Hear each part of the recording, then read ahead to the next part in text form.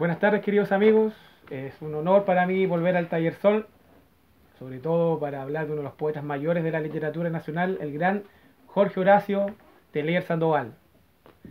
Que hoy está muy de moda, la juventud habla mucho de Tellier, pero hay un trasfondo bajo del objetivo de lo que del gran poeta del sur de Chile había plasmado en sus versos. Vamos a hablar un poco de su vida, para los que nunca han escuchado de él, los jóvenes sobre todo, y sabemos que nuestro amigo nació en Lautaro el 24 de junio de 1935, el mismo día que fallecía Carlos Gardel, dicen los tellerianos, si es que está bien ocupada la palabra. Jorge Tellier Sandoval deja su Lautaro a los 19 años y se viene aquí al Instituto Pedagógico a estudiar la carrera de Historia, y ejerce como profesor de Historia bastante tiempo.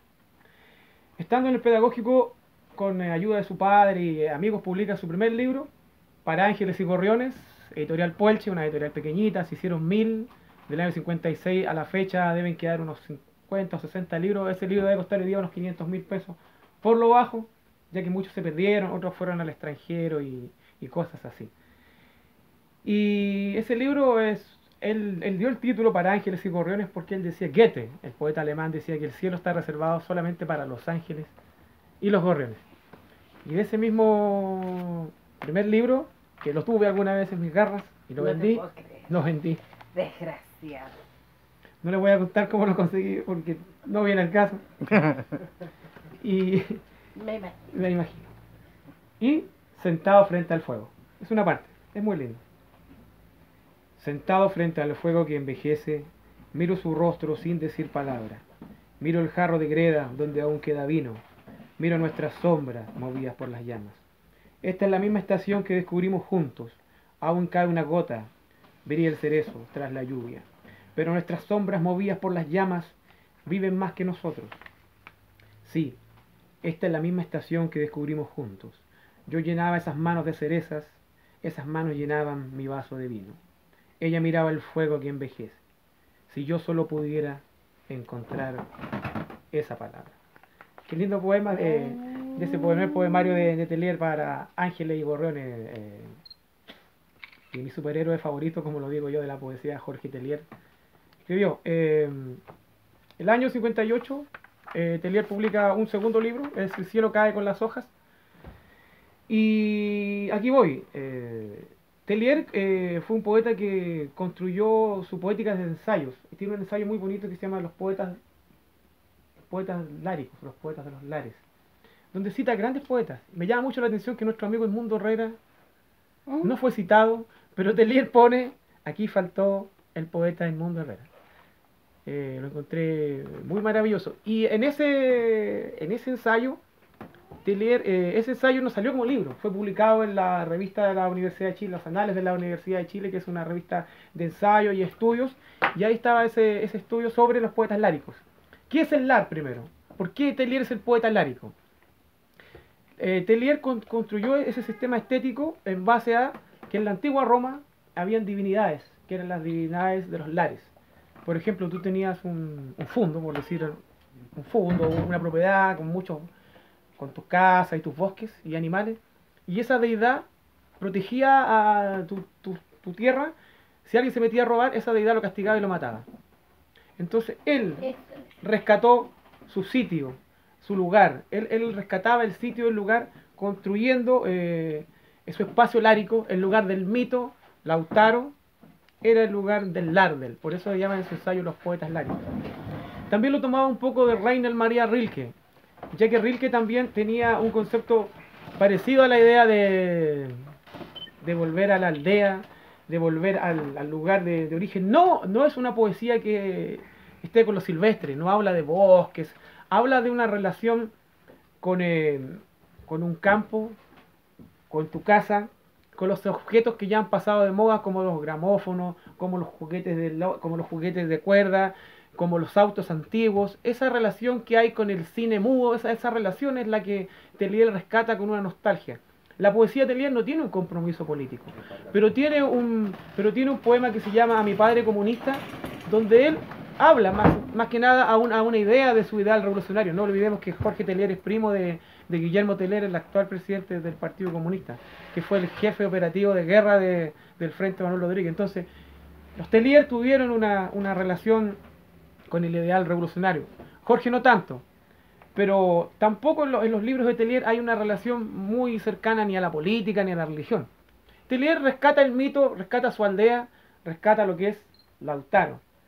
Y es en relación con Lautaro, él hace una idea, como decía Ignacio Valente, el gran crítico del Mercurio, hacia la vida cotidiana, como en este poema que yo acabo de declamar, sentado, mira, vamos a analizar un poco, sentado frente al fuego, que envejece, miro su rostro sin decir palabra, miro el jarro de greda donde aún queda vino, miro nuestras sombras movidas por las llamas.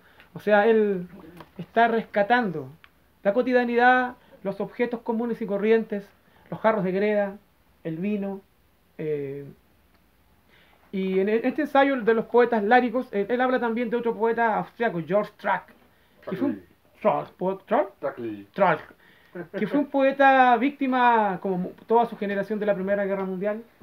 Él terminó siendo un adicto a la cocaína, a la primera cocaína que se experimentaba en aquella época. Se le acusó de... Claro, se le acusó también de conceptos de insectuoso. Pero él también rescataba en sus versos, la idea del campo, la idea de ese lugar de Austria, la idea de ese mito que se está construyendo desde... No desde lo silvestre, no desde de escribirle a lo perdido del bosque, sino al campo. Como decía Tellier, que en el campo existe el mismo concepto religioso de todos los tiempos, que es el de la sepultación y el de la resurrección. Al sembrar se sepulta y al nacer se renace. Es una idea muy linda, muy estética, que está en el ensayo Los Poetas Líricos y que nuestro querido Jorge Tellier trabajó muy bien. La tecnología en los conceptos de Tellier, si bien hay una crítica, como decía el gran Rainer Maria Rilke, que son los poetas del postromanticismo por antonomasia, que murió, supuestamente dicen, porque se pinchó el dedo con una rosa, pero lo más probable es que haya sufrido de septicemia, un cáncer a la sangre. Pero lo que él atacaba era, lo que Rilke atacaba era la producción en serie. Esa producción en serie, como en las películas de Chaplin, esa película, la Edad Moderna, Tiempo Moderno, donde a eso criticaban. Pero no criticaban, como con Tellier, a esa tecnología ya pasada de moda, como lo había dicho Charles Dickens, que hablaba en un periodo sobre la idea de los victorianos. Pero Tellier, que ya hablaba desde otro concepto, hablaba sobre esos álbumes viejos de estampas, sobre las cosas que dejaron los abuelos, porque los abuelos volvían a revivir cuando uno tocaba su guitarra, cuando uno tocaba su vieja vitrola, cuando uno sacaba esos discos pastosos, cuando uno volvía a mirar sus fotos o las cámaras, esas cámaras antiguas. Todo eso había una reconstrucción y la voz del padre y del padre volvía.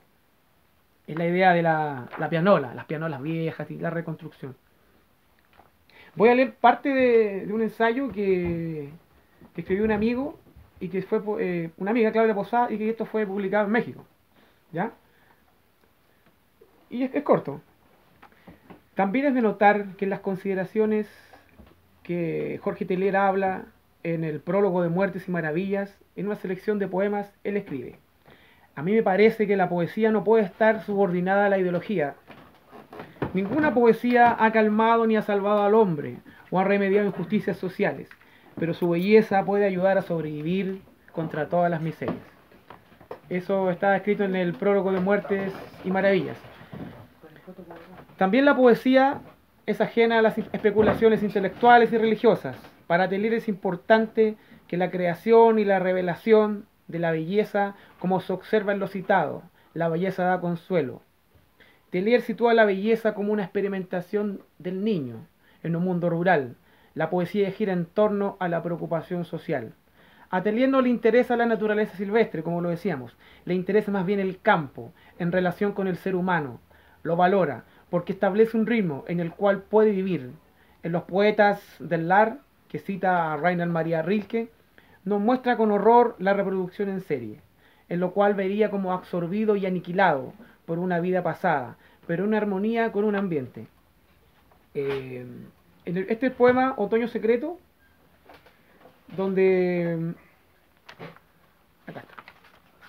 que voy a declamar, del cielo cae con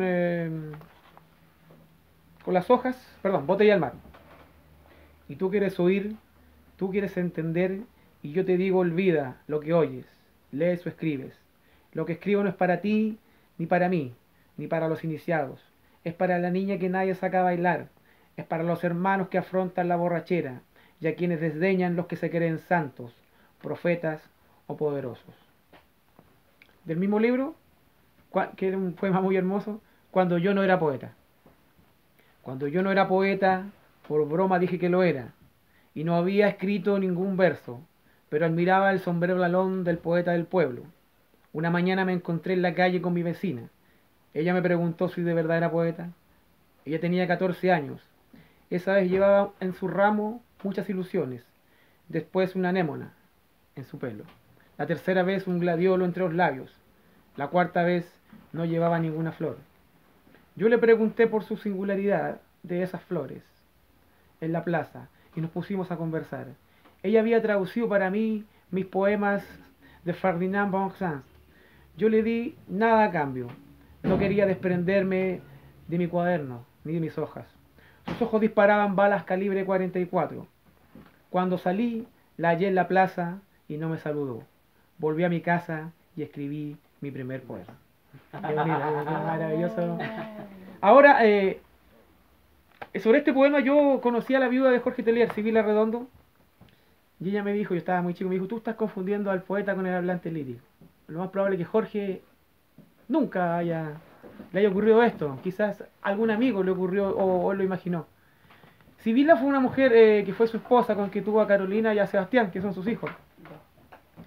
Esta es una anécdota, y ya vamos un poco a la farándula literaria, que también es interesante. Pero en ese poema lo que es interesante es que para poder escribir hay que vivir un poco. Claro. Y quizás esa decepción, ese sufrimiento. Ni siquiera yo creo que necesariamente haya recordado una anécdota así. Claro. Lo que quiere poner es eso, que no se puede ser poeta sin antes haber vivido. Claro. Sibila se casó con Jorge. Fueron felices un tiempo. Chico conoce a chica. Teillier era un borracho alcohólico. Eso lo sabemos todos. Estaba enfermo. Se internó varias veces. Y cuenta Sibila que era muy celoso. Muy celoso. Era celoso de las flores, de los pajaritos, de todo. Sibila trabajaba en la Universidad de Chile, en la Casa Central, y cuenta que una noche de invierno Teillier llegó a matarla con una pistola. Y el escándalo se hizo y Sibila salieron corriendo por la Alameda con las antiguas micro entre medio y Teillier con la pistola, con un pistolón, decía ella. Te voy a matar, te voy a matar. Y ella dijo algo que quebró el giro, que también se convirtió en un poema. Giró y me dijo, pero yo sabía que no lo iba a hacer, porque era solamente un acto romántico. O sea, tiempo después cuenta que Pablo Neruda los invitó a los dos a una cena a la Chascona. Y coincidió que Teillier llegó con ella borracho al... ¿Me quisiste decir algo cuando me la miraste fiesta. aquí de También la me chacona? estoy- Así como... No. Teillier llegó con Sibila a la Chascona, a la casa de Pablo Neruda, a una gran fiesta como las que el Gran Buda organizaba, con muchos amigos internacionales. Y llegó Jorge, el príncipe de los poetas del sur, como le decía Neruda. Y resulta que estando en la conversación rica, exquisita, Pablo Neruda le dice al gran cuentista peruano José María Arguedas, el zorro arriba, el zorro abajo, le dice, José María canta en quechua. Y José María tomó un charango y cantó en quechua. Y la Sibila se enamoró de José María. Y dejó a Teillier botado y se fue con José María al Perú. ¿Qué ocurrió con la historia allá? Él era profesor de la Universidad de San Marcos, de filosofía y todo eso.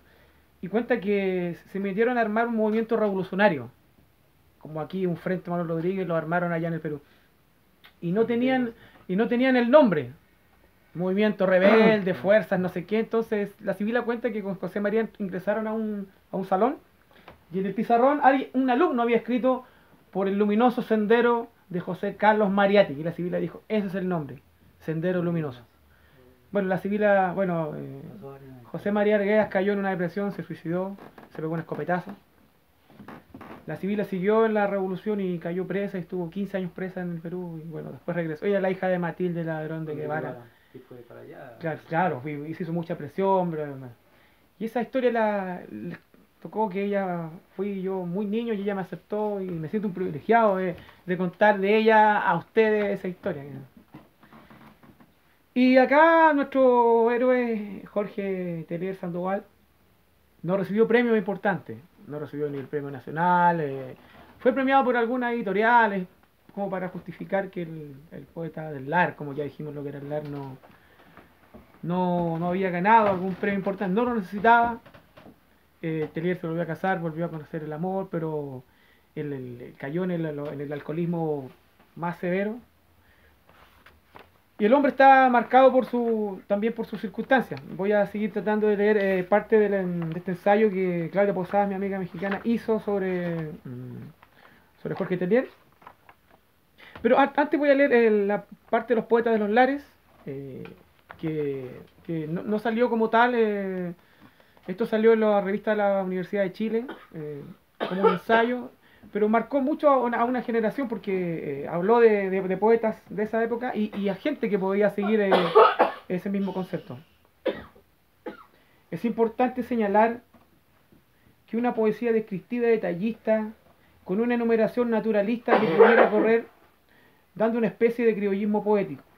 El poeta lárico se transforma en hermano de las cosas, en un silencio transparente, expectante, en un cronista, no en un sentido común. El poeta lárico ensartece a los poetas que persiguen la edad de oro, de la cual no tiene recuerdo. Un recuerdo, sí. No puedes De nuevo, volver sí. a comer. De nuevo. Cállate. Ya, vamos. Vamos, los poetas láricos. Del ensayo Los poetas de los láricos. Es importante señalar que una poesía descriptiva y detallista, de una numeración naturalista que pudiera corresponder a una especie de criollismo poético, el poeta lárico se transforma en hermano de las cosas, en un silencio transparente, en un expectante cronista, tal como él describe lo común y lo enaltece. Los poetas persiguen una edad de oro, de la cual no tienen recuerdo colectivo ni inconsciente. Buscan elementos terrestres, restablecer la antigua conexión con el dínamo de la tierra. En este ensayo, están los siguientes poetas. Está El afilador de Efraín Barquero, del ensayo. La cueca final de Alfonso Calderón, padre de Lila Calderón y Teresa Calderón. Fueguinos del gran Rolando Cárdenas.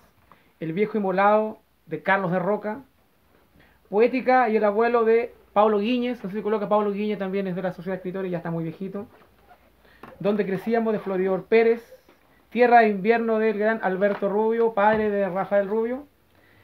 Y sin embargo, y una alegría más completa, Tellier escribe que faltó incluir acá a Rubén Campos Aragón, a Eduardo Embry, a nuestro querido Edmundo Herrera.